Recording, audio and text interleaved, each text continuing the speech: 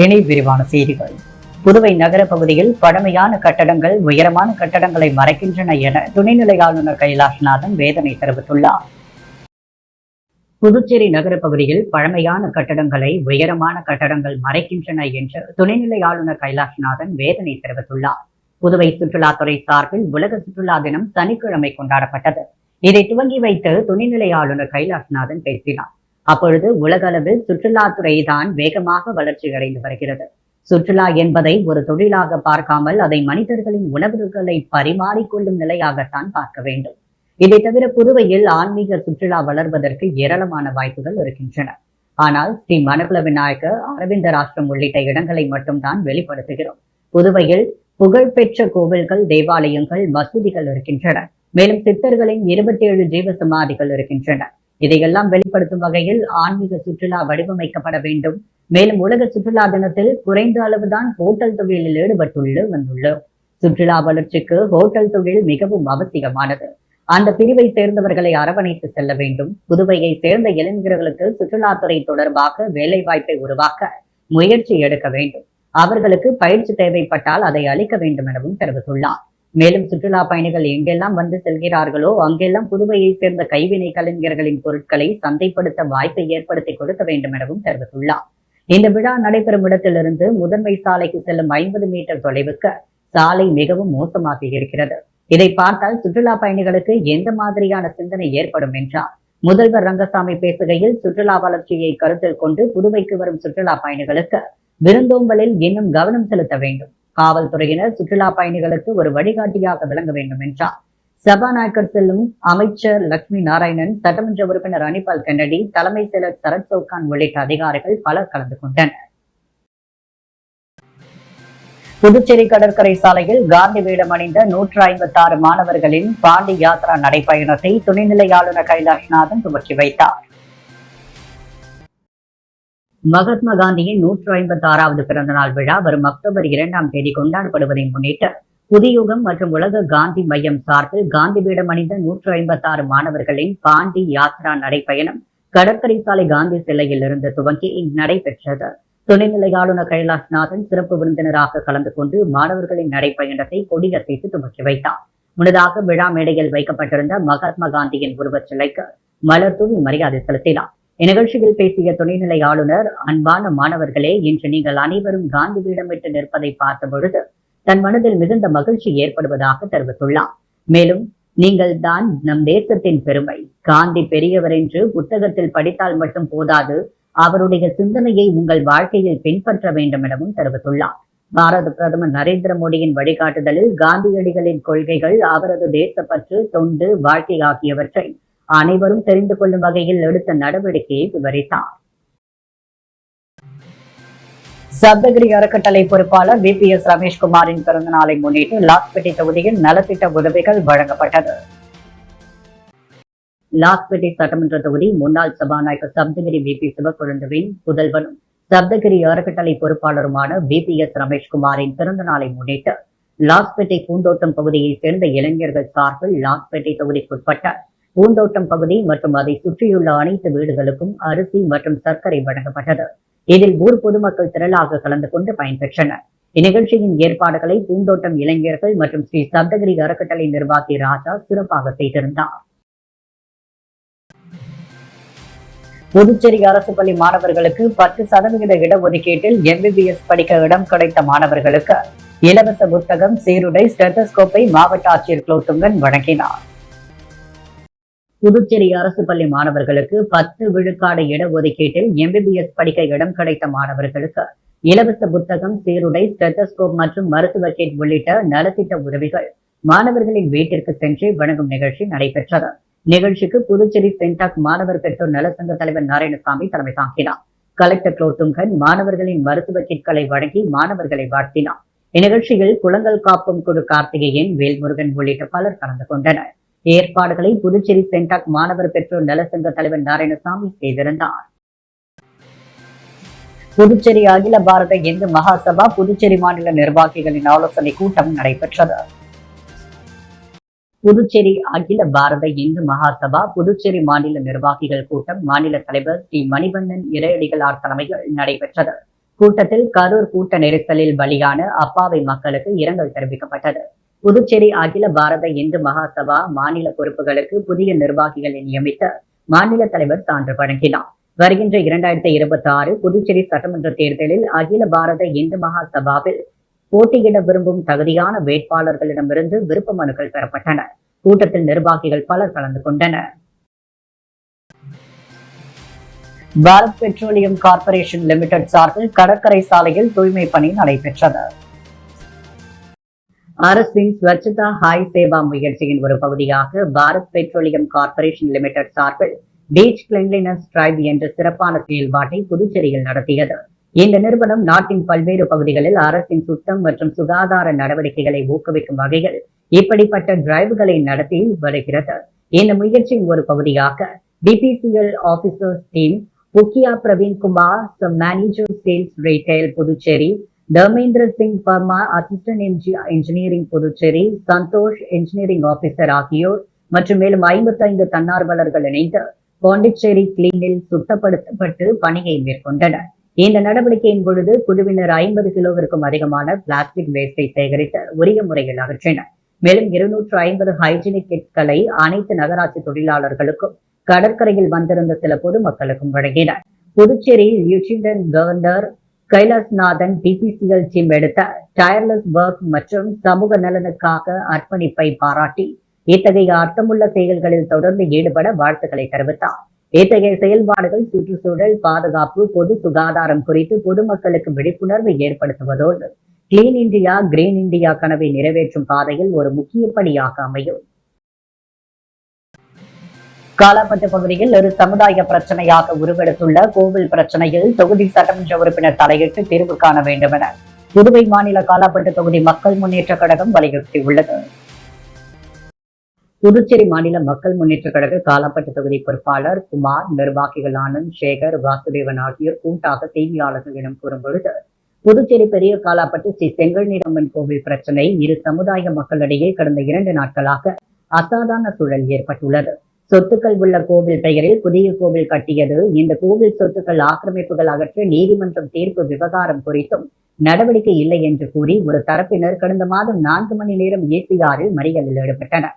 போராட்டத்தின் காரணமாக இரு தரப்பினரிடையே பேச்சுவார்த்தை நடத்திய மாவட்ட ஆட்சியர் கும்பாபிஷேகம் மற்றும் மண்டல பூஜையை இரு தரப்பினருக்கும் தலா 24 நாட்கள் பிரித்து நடத்த பேச்சுவார்த்தையில் முடிவு செய்யப்பட்டது. இதன்படி மண்டல பூஜையை ஒரு தரப்பினர் முடித்து எதிர்த்தரப்பினருக்கு கொடுக்காமல் கோவிலை பூட்டியது யாருடைய கட்டளையின் பெயரில் நடந்தது. இதன் காரணமாக காலாப்பட்டில் நடந்த 2 நாட்களாக இரு சமுதாய மக்களிடையே பதற்றத்தையும் ஒருவித அசாதாரண சூழ்நிலை உருவாக்கி காலாப்பட்டு காவல் நிலையத்தில் 2 சமுதாய மக்களும் கூட்டாக மாறி மாறி காவல் நிலையத்தை முற்றுகையிட்டுள்ளனர்.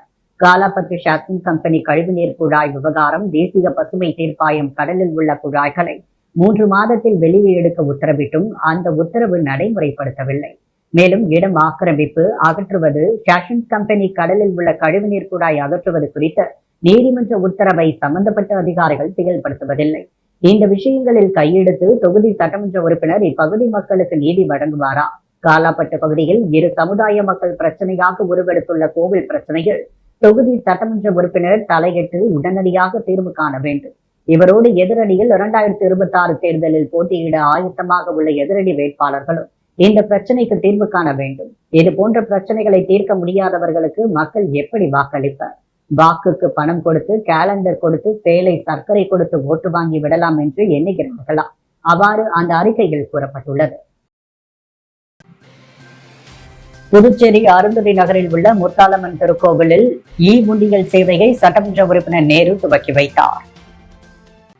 புதுச்சேரி அறநிலையத்துறை கட்டுப்பாட்டில் உள்ள புதுச்சேரி அருந்ததி நகரில் உள்ள அருள்மிகு ஸ்ரீ முத்தாலம்மன் திருக்கோவிலில் உண்டியல் சேவை இன்று துவங்கப்பட்டது. இந்த சேவையை உருளையன்பேட்டை தொகுதி சட்டமன்ற உறுப்பினர் நேரு துவக்கி வைத்தார். இந்த நிகழ்ச்சியில் ஊர் முக்கியஸ்தர்கள் ராஜேந்திரன், சாம்பசிவம், அசரவேல், தன்ராஜ், பழனி, மதி ஆனந்த், வீரா மற்றும் பொதுமக்கள் கலந்து கொண்டனர்.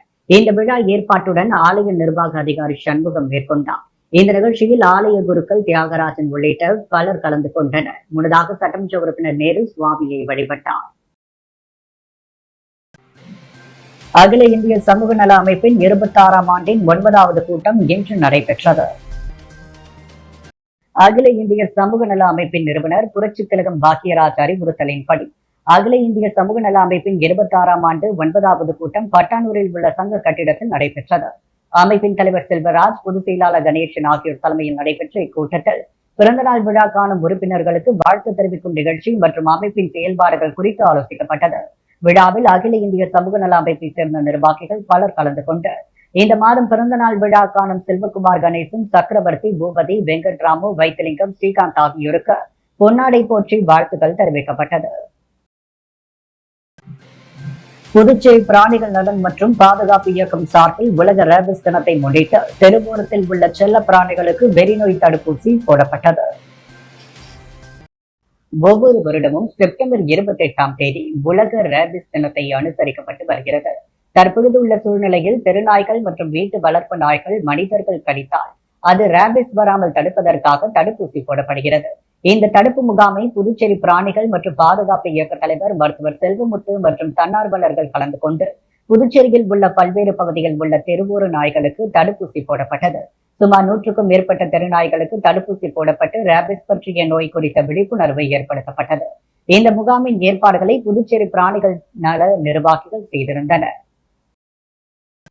புதுச்சேரியில் மூடப்பட்டு கிடக்கும் AFT பஞ்சாலையை மீண்டும் இயக்க சமூக சேவகர் சார்லஸ் மார்டின் முன்வந்துள்ள நிலையில் அவருக்கு ஒத்துழைப்பு அளித்து பஞ்சாலையை இயக்க அரசு முன்வர வேண்டும் என AFT ஒருங்கிணைந்த ஊழியர்கள் கூட்டமைப்பினர் புதுச்சேரி அரசுக்கு கோரிக்கை வைத்துள்ளனர்.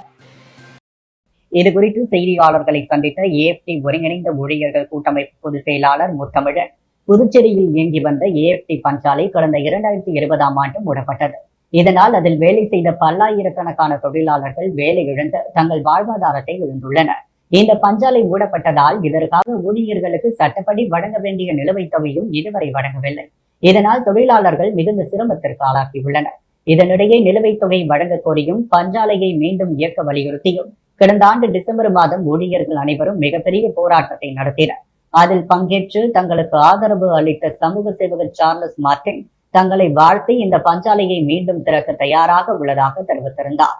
அரசால் தான் இந்த பஞ்சாலையை நடத்த முடியவில்லை. ஒரு சமூக சேவகர் முன்வந்துள்ள நிலையில் அதற்கு அரசாங்கம் ஒத்துழைப்பு அளித்து பஞ்சாலையை நடத்த உதவி செய்ய வேண்டும் என கேட்டுக்கொண்டனர். இது வேலை வாய்ப்பை உருவாக்கும் நிறுவனம். கிட்டத்தட்ட 10,000 இளைஞர்களுக்கு வேலை வாய்ப்பு வழங்க முடியும். அந்த அடிப்படையிலும் தொழிலாளர்கள் வறுமையை போக்கும் வகையிலும் இளைஞர்களின் கனவை நிறைவேற்றவும் ஜோஸ் சார்லஸ் மார்டினின் முயற்சிக்கு அரசாங்கம் இந்த மில்லை ஒப்படைத்து மீண்டும் மில்லை இயக்க நடவடிக்கை எடுக்க வேண்டும் என தொழிலாளர்கள் சார்பாக கேட்டுக்கொள்வதாக தெரிவித்தார். சைக்கிள் நிறுவனம் நடத்தி சுமார் 600 பேரிடம் மோசடியில் ஈடுபட்டது தொடர்பாக முக்கிய குற்றவாளியை புதுவை CBCID போலீசார் கைது செய்தனர். புதுச்சேரி சாரம் காமராஜர் சாலையில் தனியார் சைக்கிள் நிறுவனம் சுற்றுலா சைக்கிள் திட்டம் என்ற பெயரில் 4.5 லட்சம் கொடுத்து 50 சைக்கிள்களுக்கு முதலீடு செய்தார். மாதந்தோறும் லாபமாக 55,000 ரூபாய் வருவாய் கிடைக்கும் என்று அறிவித்திருந்தது. இதை நம்பி சுமார் 600 பேர் முதலீடு செய்தனர்.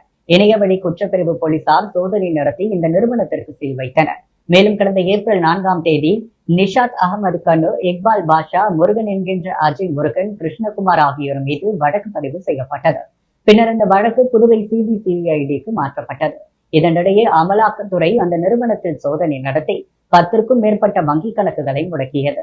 மேலும் நிறுவனத்தின் நிர்வாக இயக்குநர் நிஷாத் அகமது கண்ணுவை அண்மையில் கைது செய்து அழைத்து சென்றது.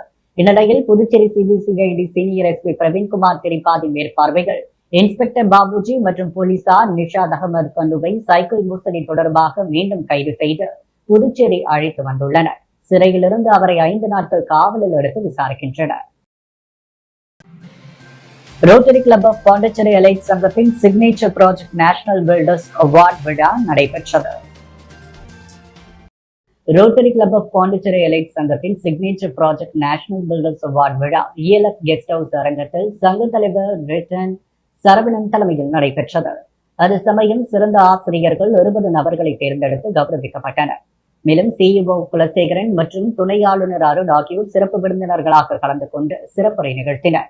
சங்கத்தின் முன்னாள் தலைவர் குணசேகரன், பச்சை நாயகம் இருவரும் சிறப்புரையாற்றினர். மேலும் சங்க உறுப்பினர்கள் பாரதி, சகாயம், சந்திரசேகர், ராமலிங்கம் மற்றும் இதர உறுப்பினர்கள் கலந்து கொண்டு விழாவை சிறப்பித்தனர்.